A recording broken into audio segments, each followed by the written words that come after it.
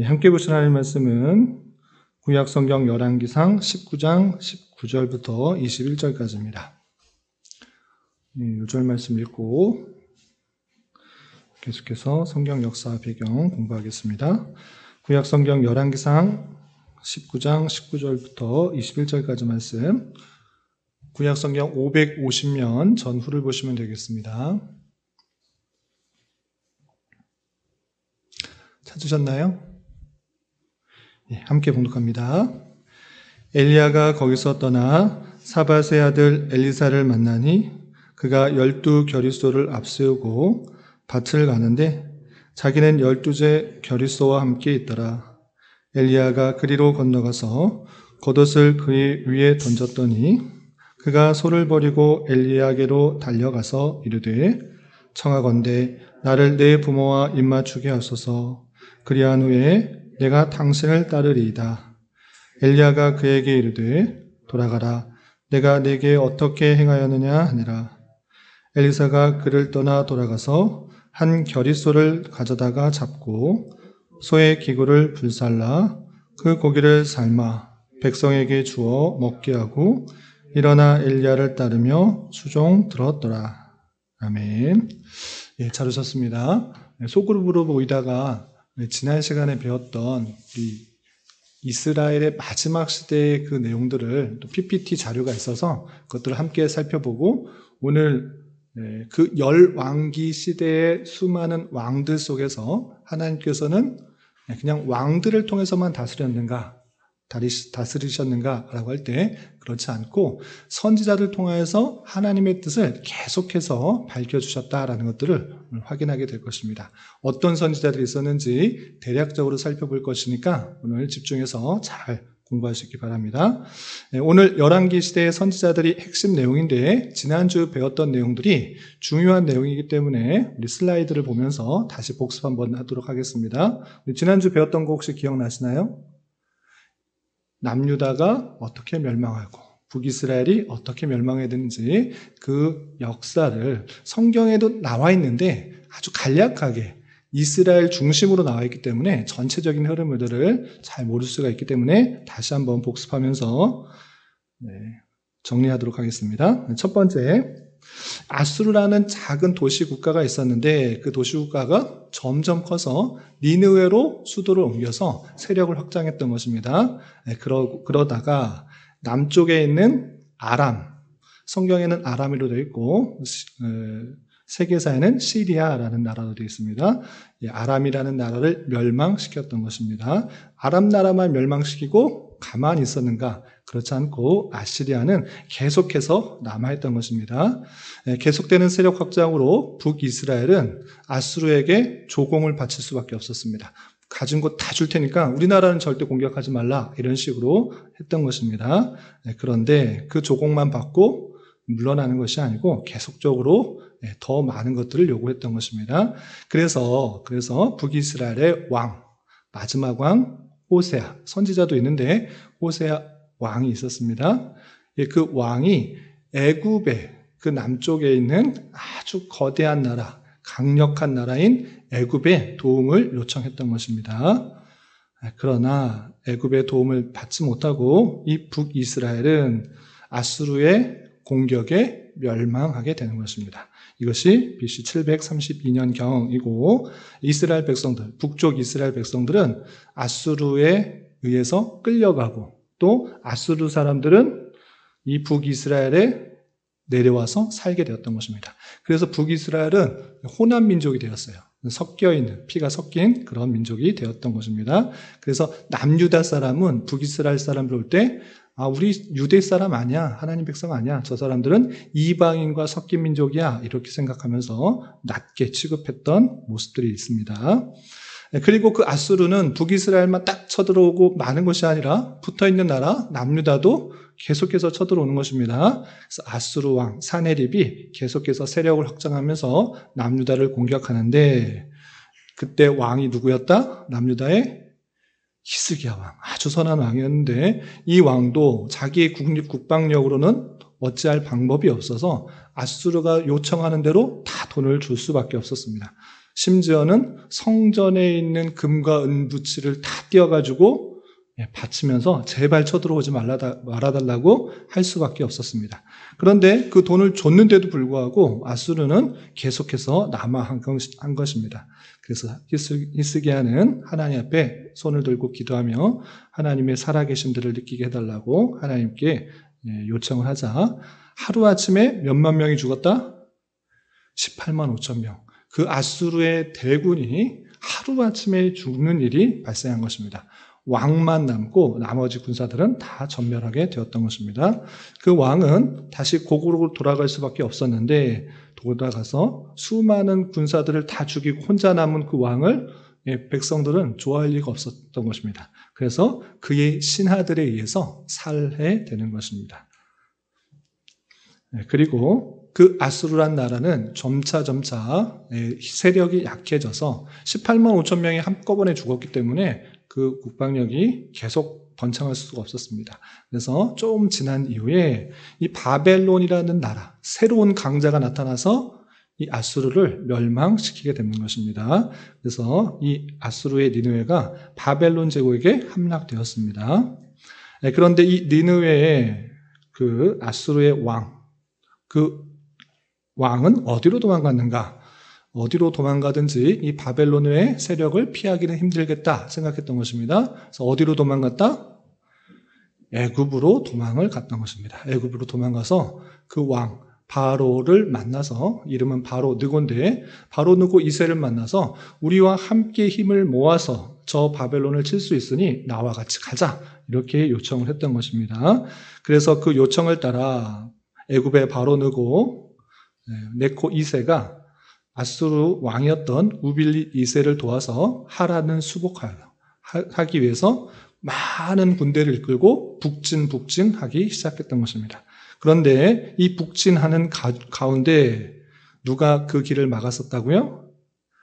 남유다의 왕이었던 요시야 왕. 요시야 왕은 선한 왕이었습니까? 나쁜 왕이었습니까? 선한 왕. 히스기야 왕 다음에 마지막 선한 왕이었는데 종교개혁도 하고 여러 가지 많은 선한 일들을 했는데 갑자기 애굽이 북진한다는 소리를 듣고 하나님께 묻지도 않고 이 무기토로 가서 이 세력들을 막으려고 했던 것입니다. 그래서 바로 느고는 나 너랑 싸우려고 하는 것이 아니다. 너는 왜 하나님께서 다른 사람 치려고 하는데 왜 너를 막아서느냐? 너는 막아서느냐? 이렇게 치려고 하지 않았으나 요시야 왕이 그 길을 비춰주지 않자 어쩔 수 없이 전쟁을 하게 되었고 이 전쟁에 의해서 요시야 왕이 화살에 맞고 죽게 되었던 것입니다. 그래서 유다의 지도자들은 요시야의 반애굽 성향을 갖고 있었던 마지막 아들이었던 살룸을 왕으로 세웠던 것입니다. 그리고 이 바로 느고는 지금 이스라엘을 공격하려는 것이 아니라 하란을 수복하여서 그 아수르 지역을 회복하기 위해서 올라가기 때문에 갈그미스라는 그 곳까지 가서 이 바벨론과 애굽과 큰 전쟁을 했던 것입니다. 그런데 누가 이겼다고요? 바벨론이 이겼습니까? 애굽이 이겼습니까? 바벨론이 이겼습니다. 그래서 애굽 군대는 큰 전투에서 패배를 겪고 그 남쪽, 그 지중해 연안 아래쪽을 장악하게 되었던 것입니다. 그래서 이스라엘 왕이 반애굽적인 성향을 갖고 있기 때문에 마음에 들지 않았던 것입니다. 그래서 당연히 그를 폐위시켜서 데려가고 애굽으로 데려가고 친애굽 성향인 살룸의 형이었던 여호야김을 왕으로 세워서 봉신군주로 임명했습니다. 왕은 왕인데 애굽이 그냥 시키는 대로 다 하는 그냥 꼭두각시와 같은 그런 왕을 세웠던 것입니다. 그리고 애굽은 한 번 전투했다고 끝나는 것이 아니라 다시 세력을 모아서 2차 전투를 하여 바벨론과 싸웁니다. 그런데 또다시 바벨론이 지게 되는 것입니다. 그래서 바벨론이 2번 다 승리하여서 전차 세력을 내려올 수 있게 되었습니다. 애굽의 세력은 큰 패배를 했기 때문에 점차 그 남부 지방으로 내려올 수밖에 없었고 바벨론은 점차 세력을 펼쳐서 아래쪽으로 내려올 수밖에 없었습니다. 그래서 이 이스라엘 지역도 누구의 영향이 있게 되었냐면 애굽의 영향이 아니라 바벨론의 영향을 받게 되었던 것입니다. 그때 친애굽적인 성향을 갖고 있었던 왕과 또 신하들을 1차로 데려갔던 것입니다. 이것이 1차 바벨론 포로, 1차 바벨론 유수인 것입니다. 대표적인 사람이 누구였다고요? 1차 포로로 끌려간 사람이 다니엘과 세 친구들. 이때 끌려가게 된 것입니다. 이 그림이 남자 3명, 남자 4명 있는데 다니엘과 세 친구 이렇게 생각하면 좋지 않을까 생각합니다. 그런데 이제 세력을 계속 확장했던 그 바벨론이 이제 이스라엘 땅만 차지하고 끝나는 것이 아니라 계속해서 남하하게 됩니다. 그래서 애굽도 치려고 내려가는데 이번에는 수비적 입장을 취하고 있었던 애굽이 바벨론 군대를 무찌르게 됩니다. 그래서 애굽이 승리하고 바벨론이 실패를 하자 다시 후퇴를 할 수밖에 없었고 이때 유다의 왕이 바벨론이 지네? 그러면 우리는 애굽에게 붙어야겠다라고 바벨론에게 붙으려고 하는 것을 바꿔서 애굽으로 마음을 바꾸자 이 기분이 나빴던 바벨론 왕이 그 왕을 데리고 가게 되었고 그의 아들 여호야김을 왕으로 세웠던 것입니다. 그리고 나서 이제 마지막 왕인 시드기야가 왕위로 오르게 되고 바벨론은 계속해서 예루살렘을 포위하고 그를 공격해서 예루살렘이 멸망하게 됩니다. 그것이 이제 3차 포로로 끌려가게 되는 것입니다. 여기까지가 3차로 포로로 끌려가고 이제 예루살렘과 성전은 다 멸망하게 되는 그 모습들이 있는 것입니다. 그래서 요시야 왕이 선한 왕, 마지막 선한 왕이었는데 31년 동안 통치하다가 갑자기 무기토 전투에서 죽게 되어서 반애굽 정책을 갖고 있었던 살룸을 여호아스로 이름을 붙여서 왕으로 세웠다가 다시 엘리야김이 왕이 되었다가 또 여호야긴 그의 아들이 왕이 되었다가 그의 숙부가 왕이 되었다가 이제 마지막 왕이었던 시드기야가 11년을 통치하고 바벨론에 의해서 완전히 멸망하게 된 그 모습을 보게 되는 것입니다. 여기까지가 지난주에 배웠던 내용이니까 대략적인 흐름을 아시면 되겠습니다. 바벨론과 애굽의 전투 속에 그 조그만 나라, 그냥 강원도보다 좀 비슷한 정도의 크기의 그 나라가 힘없이 봉신군주의 역할을 하다가 그 큰 나라에 멸망하게 되었다. 이렇게 생각하시면 되는데 여기서도 그냥 역사 속에서 바벨론과 애굽이 힘이 세니까 무력이 세니까 멸망당했다. 이렇게 생각할 것이 아니라 성경을 통해서 우리가 확인하게 되는 것은 그들이 하나님을 제대로 섬기지 않았기 때문에 열방들을 통해서 그 백성들이 심판을 당한 것이다. 이렇게 생각해야 될 것입니다. 그리고 왕들, 열방들을 통해서만 하나님께서 그 나라를 다스렸는가?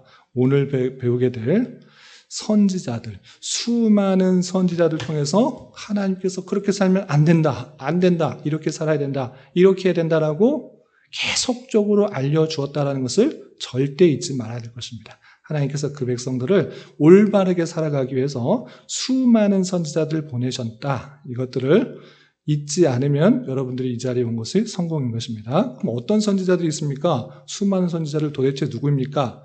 오늘 대략적으로 배울 텐데 여러분들이 알고 계시는 선지자들은 더 확실히 알고 한두 선지자를 덧붙여서 알아가면 성공하는 것이니까 그렇게 해주시기 바랍니다.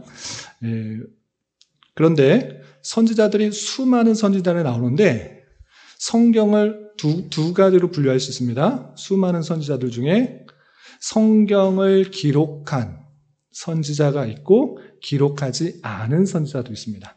성경을 기록한 선지자가 많을까요? 아니면 기록하지 않은 선지자가 많을까요? 기록하지 않고 그냥 사역한 선지자가 많습니다. 대표적인 대표적인 그 선지자가 성경을 기록한 사람이 훨씬 더 훌륭하지 않습니까? 그렇게 할 수 있는데 오늘 대표적인 오늘 말씀 읽었을 때 엘리야와 엘리사가 나옵니다. 그 사람들은 성경을 기록하진 않았습니다. 성경에 기록되어 있지만 그가 하나님의 말씀을 직접 기록하진 않았습니다. 그럼 이 사람은 기록하지 않았기 때문에 그의 활동은 작은 것인가? 결코 그렇지 않은 것입니다. 하나님의 말씀을 받아 그 왕들에게 하나님의 뜻을 강력하게 전해주었던 많은 기적과 이사들을 보여주었던 선지자가 있는 것입니다. 그럼에도 불구하고 우리는 성경 이해하기 좋게 성경을 기록한 선지자와 기록하지 않은 선지자로 나누면 좋겠다. 여러분들의 이해를 돕기 위해서 그렇게 나눈 것입니다. 그러면 성경을 기록한 선지자는 몇 명입니까? 라고 할 때 몇 명일까요? 앞에 써있듯이 16명. 그리고 성경을 기록하지는 않았지만 엘리야와 엘리사와 등등의 수많은 선지자들이 이름이 등장하는데 적어도 성경에 이름이 한 번씩이라도 등장한 사람이 몇 명 이상이 된다? 22명 이상. 그러니까 성경을 기록하지 않았지만 하나님의 말씀을 듣고 어떻게 살아야 되는지 끊임없이 말했던 선지자가 있다라는 것들을 생각하시면 되겠습니다. 대표적으로 말씀을 기록하지 않고 사역한 선지자들은 사무엘, 나단, 갓, 엘리야, 엘리사, 아히야 등등등 22명 이상 성경에는 나타나고 있다라는 것입니다. 그런데 이 사람들은 하나님의 뜻을 행동하긴 했지만 기록을 안 했기 때문에 우리가 집중하고 싶은 것은 이분들도 아주 훌륭한 선지자들입니다. 오늘은 기록한 선지자들이 어떤 내용을 기록했는지 그것을 살펴보겠습니다. 아까 총 16명이 있다고 그랬잖아요. 16명을 또 이해를 돕기 위해서 두 부류로 나눌 수 있습니다. 어떻게 나눌 수 있는가? 대선지자와 소선지자로 나눌 수 있습니다. 어떤 선지자, 어떤 선지자? 대선지자와 소선지자. 이것도 조심해야 되는데 사역을 많이 하고 아주 잘했기 때문에 대선지자로 나누고 사역을 잘 못했기 때문에 소선지자로 나누는 것이 아니라 그냥 성경의 기록이 많으냐 적으냐로 그냥 단순하게 구별한 것입니다. 성경의 기록도 성경에 우리가 적혀있는 편집되어 있는 그 순서도 앞에 나왔으니까 잘한 선지자고 뒤에 나온 선지자는 못한 선지자다 이렇게 한 것이 아니라 성경도 편집할 때 대선지서 그러니까 성경의 분량이 많은 것이 앞에 나오고 그리고 분량이 적은 것이 뒤쪽에 나온다 이렇게 생각하시면 되겠습니다. 그러면 총 16명이라고 했습니다. 16명 중에 대선지자는 몇 명? 4명. 그리고 1600이 4니까 소선지자는 몇 명? 12명. 이렇게 생각하시면 되겠습니다. 누가 있느냐? 대선지자에는 이사야, 예레미야, 에스겔, 다니엘. 다시 대선지자에는 이사야, 예레미야, 에스겔, 다니엘. 요 4명은 외울 수 있겠죠? 한번 외워보시기 바랍니다. 처음 들어보신 분 있은가요? 처음 들어본 이름 없죠? 한 번쯤은 다 들어봤죠? 왜? 성경책에 기록되어 있는 이름이기 때문에 조금은 익숙하실 것입니다. 이사야, 예레미야, 에스겔, 다니엘 이 4명은 꼭 외우시고 돌아가시기 바랍니다. 그리고 나머지 12명의 소선지자들이 있는데 어떤 사람들이 있는가? 요엘, 요나, 아모스, 호세야, 미가, 나움, 스바냐, 하박국, 오바댜, 학개, 스가랴, 말라기 이 12명의 선지자가 소선지자로 구별됩니다. 이해되셨죠? 12명은 못 외우셔도 됩니다. 근데 대선지자는 어떻게 해라? 외웠으면 좋겠다는 것입니다. 소선지자도 외울 수 있으면 외우시면 되지만 혹시 못 외우시더라도 부담 가질 필요는 없다는 것입니다. 그러면 이 대선지자, 소선지자는 도대체 어떤 것을 기록했느냐? 다 외울 수는 없습니다. 이건 신학교에서도 한 학기 내내 배우는 과목이기 때문에 여러분들이 이 한 시간에 저를 통해서 이해할 수는 없을 것입니다. 그래서 대선지자, 소선지자가 있다라는 것들을 나눌 수 있으면 되고 그리고 분류들, 이 특징들만 잠깐 정리할 수 있으면 좋겠습니다. 그런데 부담 가질 필요가 없습니다. 제가 말씀드리는 것 따라오면 여러분들이 이 16명의 선지자들을 아주 잘 이해할 수 있으니까 집중해서 따라와 주시기 바랍니다. 어떻게 나누면 좋겠느냐라고 할 때 이 선지자들이 1차적으로 어떨 때 활동했는지를 알면 이 선지자가 무슨 말을 했을 것이라는 것을 아주 잘 이해할 수 있습니다. 그러니까 쉽게 말해서 포로 이전과 포로 시대와 포로 이후로 나눌 수 있는데 당연히 선지자가 포로 이전에 할 말은 무엇이겠습니까? 여러분들이 어떤 나라, 어떤 사람들이 잘못하고 있으면 하나님께서 이 사람들에게 무엇이라고 말하겠습니까? 당연히 계속 죄 지으면 심판받을 것이다. 이런 말씀을 당연히 하지 않겠습니까? 하나님께서 이스라엘 백성들이 계속 죄를 짓고 있어요. 그러면 당연히 선지자를 통해서 무슨 말씀을 하시겠습니까? 너희들 죄가 많다. 그 죄를 지면 심판받는다. 그 말씀이 포로 이전에 나오는 것입니다. 다시 한번 포로 이전의 선지자들의 대부분의 그 주된 내용보다 너희들 이런 죄 지으면 심판받는다. 그 내용이 가득 들어있습니다. 그런데 이 심판의 내용들을 끝나는 것이 아니라 죄 지으면 심판받는다는 것을 끝나는 것이 아니라 그 뒷부분에는 항상 그럼에도 불구하고 하나님의 택하신 백성들은 회복시키실 것이다 라는 내용이 붙여져 있는 것입니다. 그래서 선지서의 대부분의 포로 이전의 대부분의 내용은 심판과 회복이 주 내용인 것입니다.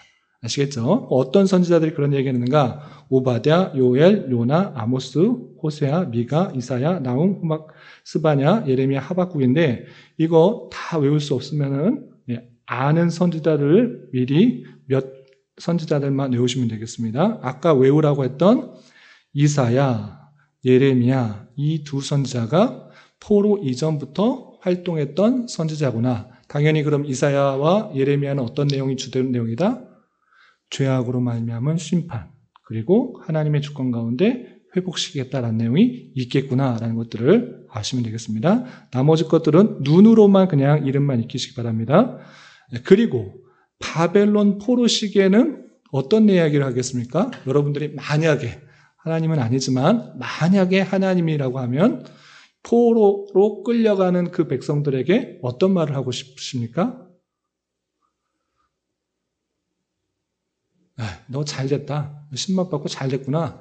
그런 이야기가 아니라 심판받았으니까 다시 회복시켜 주시겠다. 내가 이스라엘 나라가 멸망했을지라도 다시 하나님의 주권 가운데 회복시키실 것이다. 나는 이 세상 전체를 다스리는 하나님이다 라는 것을 당연히 알려주실까요? 안 알려주실까요? 알려주시는 것입니다. 그래서 다니엘 선지자를 통하여서 비록 포로로 끌려가 있지만 에스겔 선지자를 통하여서 비록 포로 수용소에 있지만 하나님의 그 놀라운 회복 계획들을 알려주는 말씀이 담겨 있는 것입니다. 어떤 선지자들이 있다고요? 다니엘, 에스겔, 그리고 예레미야는 포로 이전부터 또 포로 시기까지 함께 보는 선지자인 것입니다. 그리고 바벨론 포로 이후는 뭐냐면 이스라엘 백성들이 포로에서 이스라엘 백성이 그 예루살렘으로 하나님의 말씀대로 회복하게 된 것입니다. 회복한 그 백성들, 이스라엘 백성들에게 어떤 말을 전해주고 싶으십니까? 만약에 내가 하나님이다. 이스라엘 백성들이 다시 포로에서 되돌아서 이스라엘 백성들 가운데 살고 있습니다. 어떤 말을 해주고 싶으십니까? 만약에 내가 하나님이라면, 하나님이지 않지만 당연히 이제 너희들이 죄악에서 돌아왔으니 성전을 잘 짓고 하나님 중심하여서 하나님 말씀대로 잘 살아야 된다라는 이야기를 해주는 것 아니겠습니까? 그래서 학개, 스가랴, 말라기 내용은 다른 내용이 아니라 포로에서 되돌아온 그 백성들이 다른 것 하지 말고 또 다시 어리석은 짓 하지 말고 성전 잘 짓고 하나님 중심으로 잘 살아라. 그리고 그렇게 잘 하지 않으면 하나님께서 그 영광을 떠나시겠다. 이렇게 말씀하는 내용들이 있는 것입니다. 그래서 학기에 스가랴 말라기는 포로에서 되돌아온 백성들이 성전을 다시 잘 짓고 또 그 말씀 가운데 살아라 라는 내용들로 강조되고 있다. 이렇게 생각하시면 되겠습니다. 그래서 다니엘, 에스겔은 포로로 끌려갔던 사람들이고 학기에 스가랴 말라기는 포로에서 되돌아왔을 때 이스라엘 백성들에게 하나님의 뜻을 전했던 선지자들이다. 그러면 당연히 그 선지자의 배경을 알면 하나님께서 어떤 말씀을 하셨을까를 유추할 수 있는 것입니다. 그래서 이 바벨론 포로 이전에 수많은 선지자들의 이름은 다 외우지 못하더라도 바벨론 포로 시기에 2명, 포로 이후에 3명은 알 수 있습니까? 없습니까? 외울 수 있습니까? 없습니까? 외울 수가 있습니다. 다니엘, 에스겔 1차, 2차 포로로 끌려갔던 사람이니까 당연히 쉽게 어떤 내용일 것이라는 것을 알고 학기에 스가랴 말라기 포로에서 되돌았으니까 어떤 말씀을 하시겠구나를 짐작할 수 있는 것입니다. 그 배경을 알면 하나님께서 그를 통하여서 어떤 말씀을 전해주실까 유추할 수 있는 것입니다. 그리고 이 5명을 제외하고는 포로 이전이구나. 그럼 포로 이전이면 수많은 선지자를 통해서 그 백성들의 잘못들을 낱낱하게 지적하고 그 지적된 것에 인하여서 심판받을 것을 경고받으면서 하나님 뜻대로 살아가기를 하기를 애쓰시는 말씀이 담겨 있구나. 이렇게 정리하시면 되겠습니다. 그런데 이렇게까지만 외우면 다 이스라엘 백성들에게만 하는 내용 같아 보이지만 성경을 찾아보면 하나님의 뜻은 이스라엘 백성들에게만 국한되는 것이 아니라는 것을 알 수 있습니다. 여러분들 교환의 2페이지를 보시면 두 번째 지도에 이렇게 나와 있습니다. 하나님께서 수많은 선지자를 통해서 가장 많이 선지자를 보내서 알려주는 것은 유대 백성들이지만 유대 백성들에게만 선지자를 보낸 것이 아니라 곳곳에 하나님의 선지자를 보내셔서 그 뜻을 드러내신 것을 알 수 있습니다. 지금 제일 많은 것들은 덮어두고 나머지 겉에 사람들을 먼저 보겠습니다. 먼저 북이스라엘에서 활동했던 선지자 몇 명입니까? 몇 명이 돼 있어요? 북이스라엘 활동했던 선지자들? 2명. 거기 이스라엘 써 있고 아모스, 호세아 선지자 이렇게 되어 있습니다. 호세아 선지자는 우리 지난달에 배웠기 때문에 잘 아실 텐데 하나님께서 그 백성들을 너무나 사랑하신다는 것을 보여주기 위하여 호세아 선지자를 통하여서 음란한 여인과 결혼하도록 하는 그 놀라운 사랑들을 보여주셨는데 그 선지자는 북이스라엘 선지자다. 아모스와 호세아는 북이스라엘에서 활동했던 사람이고 또 그 옆에 보시면 아수르에서 활동했던 선지자가 있습니다. 아수르에 대해서 경고했던 선지자 2사람이 있습니다. 누구하고 누구입니까? 요나와 나훔. 요나는 들어보셨죠? 하나님의 말씀대로 순종하지 않고 다시스로 가는 배 타고 도망가다가 풍랑을 만나 물고기 뱃속에 들어갔다가 3일 만에 나와서 아수르, 니느웨로 가서 전했던 그 선지자가 나오고 또 그것은 니느웨의 복음을 전하라는 하나님의 말씀을 전하라는 내용이었고 나훔도 있는 것입니다. 이렇게 요나와 나훔은 니느웨에 향하신 하나님의 놀라운 뜻을 전하고 있다. 하나님께서는 이스라엘 백성들에게만 국한된 것이 아니라 이방에게도 하나님의 뜻을 전하고 있는 선지자가 있었다라고 생각하시면 되겠습니다. 자, 아수르에는 누가 있다? 요나와 나훔. 아수르의 수도가 어디라고 했죠? 아까 니느웨. 니은이 많이 들어갑니다. 마찬가지로 여러 선지자들 중에 나훔, 니은이 들어가는 선지자입니다. 그런 식으로 외우는데 조금 도움이 됩니다. 니느웨, 아수르의 수도인 니느웨에 복음을 전했던, 하나님의 뜻을 전했던 나 선지자, 나훔 선지자, 2명의 선지자가 있다라는 것을 알아두시면 되고, 그리고 유다와 근처에 있으면서 거의 형제 같은 나라이지만 계속해서 침략하고 또 땅을 차지하려고 했던 나라. 어느 나라입니까? 에돔. 이스라엘의 형이었던 야곱의 형이었던 에서의 족속인 에돔이라는 나라에도 하나님의 뜻을 전한 선지자가 있습니다. 누구입니까? 오바댜. 이 오바댜를 읽어보면 아주 짧지만 핵심적으로 그 오바댜를 향한 하나님의 심판 선언이 나타나고 있습니다. 이렇게 에돔에도 하나님의 섭리와 하나님의 뜻이 있다는 것들을 선지자를 통해서 확인하게 됩니다. 그리고 1차 포로, 2차 포로로 끌려갔던 사람 누구였죠? 다니엘, 그 다음에 에스겔.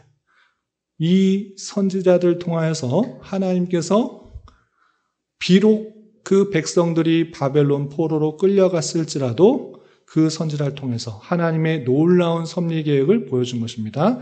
특별히 우리가 에스겔서를 읽어 나가고 있는데 그 땅이 멸망했을지라도 하나님의 주권 가운데 회복하고 완전하게 회복될 성전에 대해서 알려주고 계실 뿐만 아니라 다니엘서를 통하여서 비록 바벨론에 끌어와서 종 같은 삶을 살지라도 하나님께서 지켜주실 때 높은 자리에 오르시게 하는 하나님의 놀라운 섭리를 바라보게 하는 것입니다.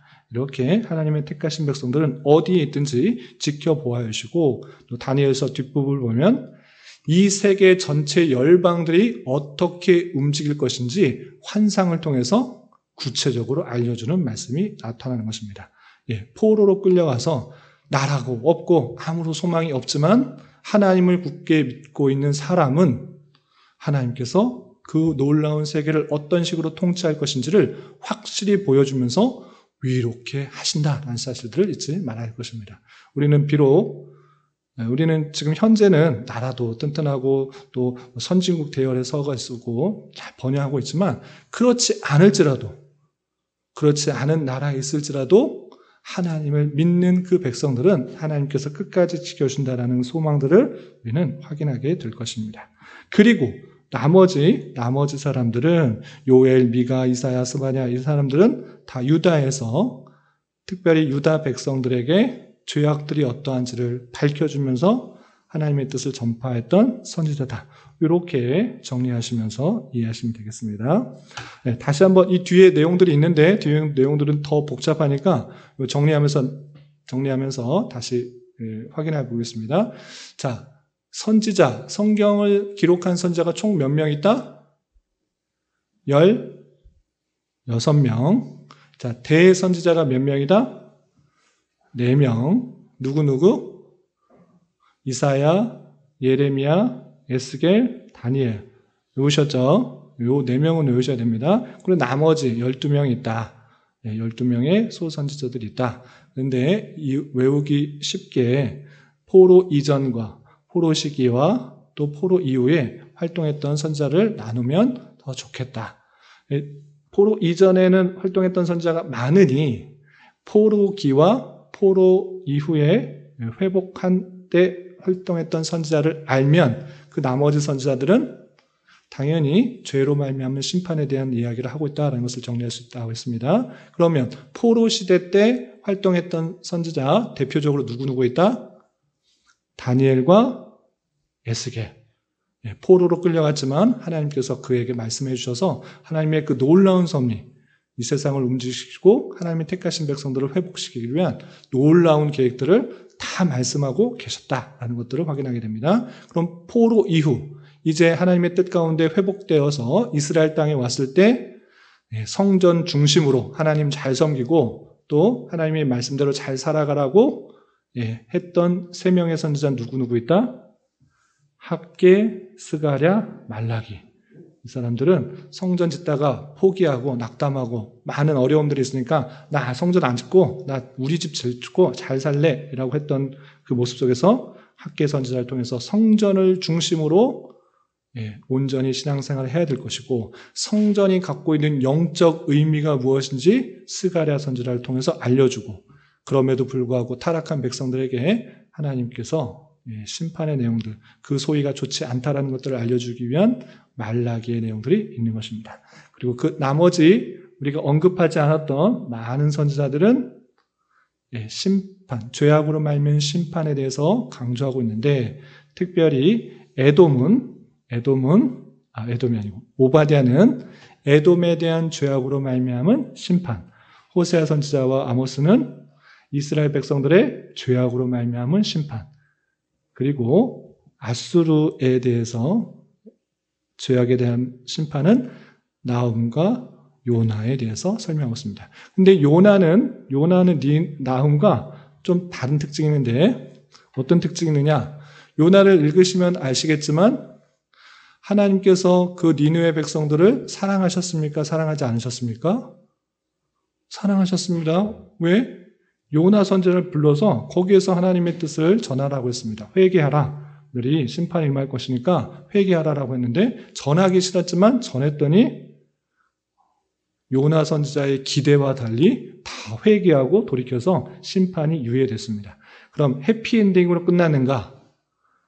그렇지 않고 이 나훔서를 읽어보면 약 130년 정도 뒤에 활동했던 선지자가 나훔 선지자인데 나훔 선지자가 아수르에 경고하고 니느웨에 경고하는 그 내용을 보면 그들이 회개하고 다 하나님을 잘 믿고 살았다 이렇게 되지 않고 다시 부패하고 타락하였기 때문에 심판 가운데 있다라는 것들을 보여주는 것입니다. 이렇게 하나님의 그 사랑들은 이방인에게도 펼쳐 있지만 그 말씀대로 살아가지 않을 때 다시 한번 심판을 선고하는 내용들이 나훔서에 있다. 이렇게 생각하시면 되겠습니다. 다음 내용들은 각 선지자에 대한 세부적인 내용들이 나오는데 이 내용들을 하면 앞서서 배웠던 내용들까지 다 빠져나갈까봐 이 내용들은 그냥 여러분들 PPT에 제가 홈페이지에와 넣을 테니까 오늘 참고해 주시기 바랍니다.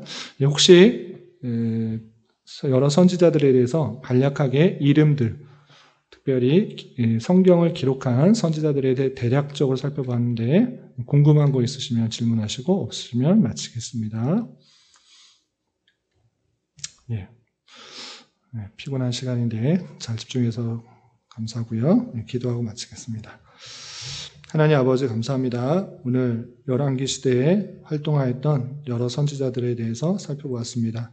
하나님께서 그 백성들을 사랑하실진데 수많은 선지자를 통하여서 다양하게 경고하고 또 환상을 보여주고 또 행동 예언을 통해서 하나님의 뜻을 분명히 알려주셨는데 그것들을 알지 못하고 심판받게 된 그 이스라엘 백성들의 무지함들을 우리는 다시 한번 겪지 않게 하여 주시고 이미 성경을 통해서 우리가 어떠한 삶을 살아야 되는지 구체적으로 알려주셨을 텐데 부지런히 읽고 배우고 익혀서 하나님께서 원하시는 삶을 살아가게 힘쓰게 하여 주시고 죄와 연약함에도 불구하고 하나님의 주권 가운데 택하신 백성을 구원하신 그 놀라운 사랑을 깨달은 자로서 하나님께 늘 감사 찬송하며 또 하나님께 영광을 돌리기 위해서 사는 인생 발걸음 다 될 수 있도록 인도하여 주시옵소서.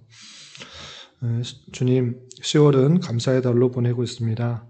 한 해를 되돌아보며 우리에게 가장 필요한 길로 인도해 주셨음을 깨닫게 하시고 늘 감사 찬송하는 자 되게 하여 주시고 이러한 삶을 날마다의 삶과 범사에 잘 적용하여서 또 늘 항상 기뻐하고 또 쉬지 말고 기도하고 범사에 감사하는 하나님의 뜻을 잘 순종하는 주의 백성 될 수 있도록 인도하여 주시옵소서. 또 육체의 질병과 연약함으로 병원에 치료를 받는 성도들과 그 가족들이 싸우니 주님 강건케 해주셔서 또 주님께서 주신 사명들 감당하기에 또 주님께서 주시는 여러 가지 복들 누리는데 또 부족함이 없도록 인도하여 주시고 또 돌아오는 주일에는 운영위원회 회의가 있사오니 주님의 마음으로 여러 가지 것들을 잘 계획하며 결정할 수 있도록 은혜를 더하여 주시옵소서.